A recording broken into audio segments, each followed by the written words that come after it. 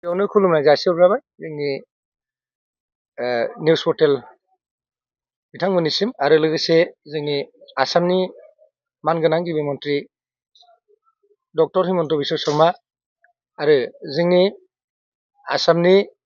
रायजिक president Dilip Saikia डाङरियानिसिम दा आं बेखौनो बुंनो सानगोन माने जोङो मैयाहाय जोङो ससियेल मिडियायाव नुनो मोनदों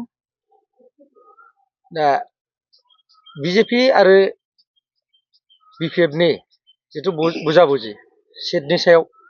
दा बेखौ लानानै मैयाहाय माखासे जोङो खौरां बिजोङाव नुनो मोनदों माने मोनब्रै समस्तिखौ बिजेपिनो हगारबाय होननानै जेनेबा टंला गरेस्वर बिजिनि आरो तामुलपुर दा क'क्राझार जिल्ला हिसाबै जोङो लांदां जानानै थानायखौ नुनो मोनदों दा जों आसा खालामदोंमोन क'क्राझार जिल्लायावबो जोङो मोनथाराबाबो मोनसे समस्तिखौ जोङो जोंनि बिजेपि पार्टिनि जानानै जोङो बिजाथि फसंनो हागोन होननानै नाथाय मैयानि जे जोङो खौरां बिजोङाव नुनो मोनदों बाव जोङो एसेबाबो दुखु मोनदों मानोना जोङो दलखौ फोथांनानै दोननांगौबा बा जोङो मजबुत खालामनांगौबा जोङो मोनसे जिल्लायाव सासेबाबो केन्डिडेटआ गोनांथार जोंनि थाखाय आरो बिसेस करि आं बेखौनो बुंनो सानगोन जोङो मोननै समस्तिखौ बिदोंमोन क'क्राझार जिल्ला हिसाबै गसाइगाव आरो बावखुंग्रि बेखौ जोङो 12था मण्डलाबो सिगाङाव जोङो डिमान्ड खालामखांखाबाय जोंनि जिल्लानि जायनाखि दैदेनगिरिफोर दं बिसोरनि सिगाङाव आरो जिल्लायाबो बेखौ आं मिथिनो मोननाय बायदिब्ला जोंनि रायजिक कमिटियाव बेखौ दैथायहरबाय होननानै जों मिथिगौ नाथाय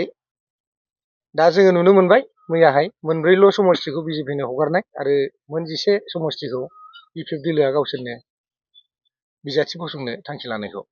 दा जोङो बेखौनो जोङो खर' गंग्लायै जोङो जोंनि मानगोनां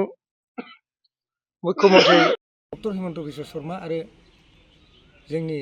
रायजिक सभापति दिलीप शइकिया डाङरियानिसिम बेखौनो खावलायनो सानगोन हायोब्ला माबा मोनसे जुदि रायलाय होनलाय जुदि सावरायलायनानै जोंनो फिक्स खालामनानै होनो हायोबा जोङो क'क्राझार हिसाबै जोंनो मोनसे समस्ति अन्तत' बावखुंग्रिखौ होयोबा जोंनो मोजां जायो मानोना बावखुंग्रि समस्तियाव गासै क'क्राझारनि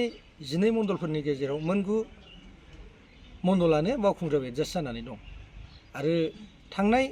जिथु माने 2025 मायथाइनि जोंनि बिटिसिनि जेनेरेल इलेक्सनाव जोङो जायनाखि फिथाइफोरखौ मोननो हादोंमोन रिजाल्टखौ बे रिजाल्टआव जोङो फ्राय बांसिन बुथआवनो जोङो देरहासार जानो हादोंमोन बे हिसाबै जोङो आसा खालामो बावखुंग्रि समस्तिखौ जोंनि बिजेपिनि दोलोनिफ्राय बिजाथि जुदि फसङोबा जोङो देरहासारा जानो हागोन आरो बेखौनो जोङो गले गले खावलायनो सानबावो जुदि जोङो गमामायैनो बे बावखुंग्रि समस्तिखौ मोननो हायोब्ला जोंनि 9था मण्डला एडजास्ट जानानै जोङो ज'यैनो खामानि मावनो हागोन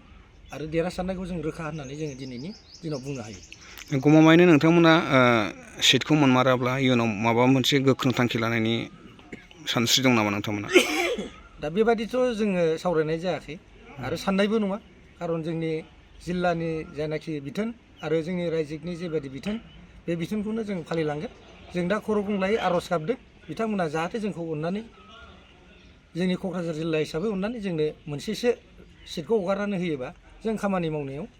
मोजां सुबिदा जागोन होननानै শাসকীয় দল বিজেপিৰ সৈতে আপোনালোকৰ বিপিএফৰ সৈতে যিটো আসন বুজাবুজি প্ৰায় চূড়ান্ত হোৱা বুলি আমি গম পাইছোঁ 4টা আসন এৰি দিয়াৰ কথা তো এই 4টাৰ সমষ্টিত কিন্তু কোকৰাঝাৰৰ কোনো এটা সমষ্টি অন্তৰ্ভুক্ত হোৱা নাই এই ক্ষেত্ৰত আপোনালোকৰ প্ৰতিক্ৰিয়া কেনেকৈ ধৰণৰ হ'ব নমস্কাৰ ছ'চিয়েল মিডিয়া সবকে বন্ধুসকল আমাৰ যে দলীয় কৰ্মী আমাৰ ইয়াত আজি 9টা মণ্ডলে কাৰ্যকৰ্তাখিনি আমি ইয়াত একত্ৰিত হৈছোঁ কাৰণটো হ'ল যে যোৱা কালি আবেলি মানত আমি এটা টিভি চেনেলত আমি এটা পাইছোঁ ND24ত যে ইতিমধ্যে নিউজ চেনেলৰ পৰা আমি জানিব পাৰিছোঁ যে কোকৰাঝাৰ জিলাৰ ইতিমধ্যে আসন বুজাবুজিৰ যিটো প্ৰক্ৰিয়া এইটো সমাপ্ত বুলি ঘোষণা কৰিছে আমাৰ এইটো সমষ্টিৰ পৰা আমাৰ প্ৰতিক্ৰিয়া এইটোৱে যে আমাৰ দলীয়ভাৱে দলীয় ঊৰ্ধ্বতম কৰ্তৃপক্ষ বা আমাৰ নেতৃবৃন্দ যেনেকুৱা দিলীপ শইকীয়া মহোদয়, আমাৰ মুখ্যমন্ত্ৰী মহোদয়, আমি আমাৰ যিটো কোকৰাঝাৰ জিলাৰ তৰফৰ পৰা ইমানবিলাক সমষ্টি আছে, ইয়াত আমাৰ কমচে কম এটা হ'লেও আমি ভাৰতীয় জনতা পাৰ্টি দলৰ হৈ আমাৰ কোকৰাঝাৰ জিলাৰ বিশেষকৈ বাওকুংৰি মণ্ডলৰ বাওকুংৰি মণ্ডলটো কোৱা নাই, বাওকুংৰি যিটো সমষ্টি 4 নম্বৰ বাওকুংৰি সমষ্টি, আমাৰ ইয়াৰ পৰা এটা প্ৰাৰ্থী আমাক দলীয়ভাৱে প্ৰক্ষেপ কৰাটো বাঞ্ছনীয় আৰু আমি আশা কৰি আছিলোঁ। আৰু আমাৰ দলৰ ঊৰ্ধ্বতম কৰ্তৃপক্ষলৈ আমাৰ আজিও প্ৰবল দাবী আছে যে আমাৰ দিলে বিৰাট উপকৃত হ'ম। হাইকমাণ্ডে যদি আপোনালোকৰ দাবী যদি কাণসাৰ যদি নিদিয়ে, তেন্তে আপোনালোকে কিবা বিকল্প চিন্তা কৰিবলৈ বাধ্য হ'ব নেকি? যেনেকুৱা আমি এই মুহূৰ্তত দলীয়ভাৱে তেনেকুৱা সিদ্ধান্ত লোৱা নাই। আমাৰ জিলা সমিতি আছে, জিলা সমিতিয়ে কি নিৰ্দেশ দিছে আমি বা কি দিয়ে বা ৰাজ্যিক সমিতিয়ে আমাক কি নিৰ্দেশ দিয়ে, আমি সেই হিচাপে আগবাঢ়ি যাবলৈ যথেষ্ট চেষ্টা কৰিম। কিমান মণ্ডলৰ আপোনালোকৰ নেতাসকল ইয়াত আজি একত্ৰিত হৈছে? আমি ইয়াত 9টা মণ্ডলে আছোঁ উপস্থিত। যদি বাওকুংৰি সমষ্টিতকে আপোনালোকে বিচাৰিছে, তেন্তে এই সমষ্টিৰ বাবে প্ৰাৰ্থী কাক বিচাৰিব আপোনালোকে? আমাৰ এতিয়া দলীয়ভাৱে আমি বিচাৰিম এইটোৱে যে দলীয়ভাৱে যাকে প্ৰাৰ্থিত্ব দিয়ে, আমাৰ দলীয়ভাৱে সেইজন ব্যক্তিকে আমি নিজা প্ৰাৰ্থী বুলি আমি মানি ল'ম, আৰু যাকে নিদিয়ে আমি মানে সমষ্টিটো ৰক্ষা কৰাৰ কাৰণে আমি যথেষ্ট চেষ্টা কৰি থাকিম। আমাৰ চেষ্টা অব্যাহত থাকি যাব। প্ৰাৰ্থীৰ দৌৰত, ব্যক্তিগত দৌৰত বা প্ৰাৰ্থীৰ যদি চৰ্চাত যিটো আছে ৰাজীৱ কুমাৰ ব্ৰহ্মৰ নাম, তেওঁ যদি পায় তেন্তে আপোনালোকে মানি ল'ব বা গ্ৰহণ কৰিব? তেখেতটো আমাৰ সমষ্টি ভিত্তিক আমি যিখিনি ইতিমধ্যে চালি জাৰি চাইছোঁ, তেখেত আমাৰ দলীয়ভাৱে 1 নম্বৰতে আমি স্থান দিছোঁ।